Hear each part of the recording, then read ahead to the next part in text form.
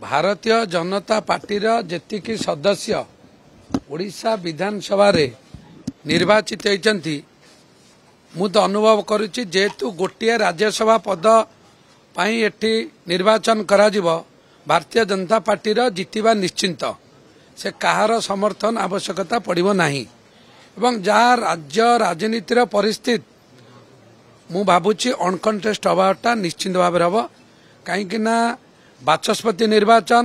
उपबाचस्पति निर्वाचन कौन सी विरोधी दल ना विजु जनता दल ना जातीय कांग्रेस से भारतीय जनता पार्टी सह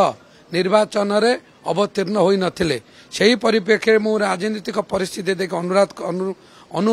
अनुमान करुच्ची भारतीय जनता पार्टी राज्यसभा रे जितिबा निश्चिंत से कार समर्थन आवश्यकता नहीं। भारतीय जनता पार्टी जदि बिना द्वंद्व निर्वाचित हे आमर समर्थन तो आवश्यकता नहीं। निर्वाचन हेले आमे आगु देखिबा जेहेतु आमे तांकु सरकार समर्थन करिचु एवं राज्यसभा निर्वाचन निश्चित भाव समर्थन करिबु।